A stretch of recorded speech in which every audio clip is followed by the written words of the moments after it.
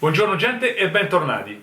Oggi faremo un piatto che è un classico della cucina italiana ma anche della cucina romana ed è le seppie con i piselli. Troverete questo piatto e questa ricetta cambiare di poco a secondo della zona d'Italia, però fondamentalmente è simile. Nella versione romana si fa in bianco con l'aggiunta nel fondo di cottura delle alici. Adesso però ci vediamo subito gli ingredienti e la ricetta e poi proprio alla fine del video vi darò giusto un paio di informazioni. Ci vediamo dopo. Per quello che riguarda tutti quelli che mi vengono a trovare ma magari ancora non si sono iscritti, non ci vuole nulla, cliccate lì sotto, quadratino rosso dove c'è scritto iscriviti, se cliccate la campanella rimanete aggiornati sulle mie prossime ricette e ci vediamo dopo alla fine del video.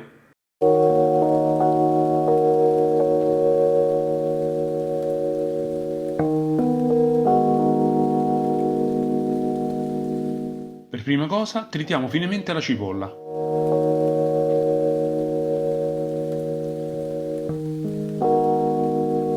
E ora cominciamo con la seppia. Abbiamo separato il ciuffo, ovvero la testa, dalla sacca. Tagliamo in 3 o 4 pezzi il ciuffo. E poi a strisce non troppo grandi anche la sacca.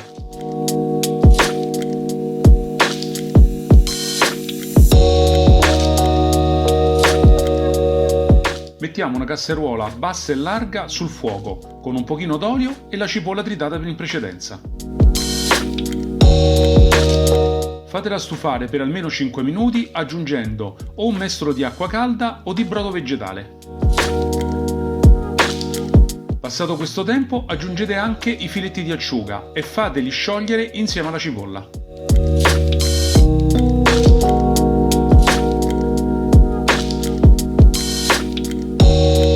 Appena fatto aggiungete anche le seppie.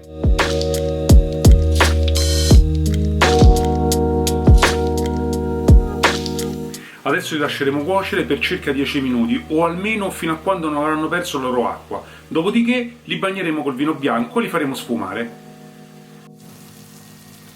Passati 10 minuti bagnateli con il vino bianco e fate evaporare la parte alcolica. Una volta sfumato aggiungete i piselli. Salate e pepate.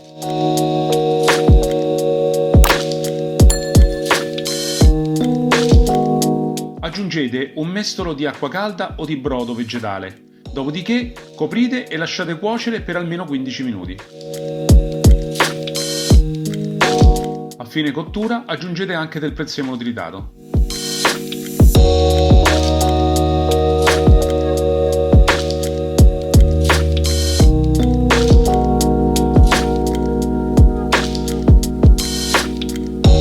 Godetevi ora le vostre seppie con i piselli.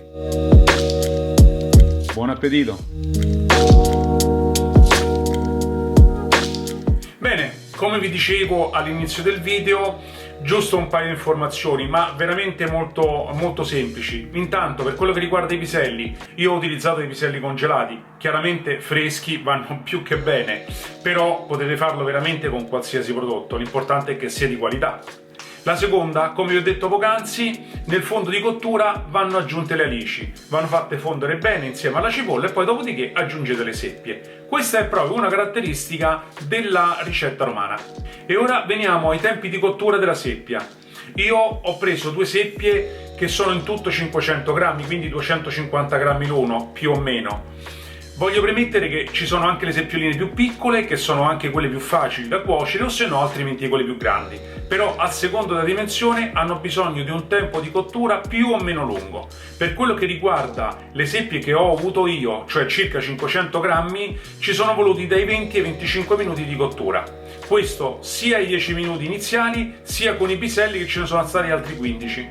Comunque sia, il miglior modo per capire se sono veramente cotte è quello di assaggiarle, chiaramente. Bene, io credo di avervi detto tutto. Ragazzi, noi ci vediamo al prossimo video e vi auguro una buonissima giornata. A presto!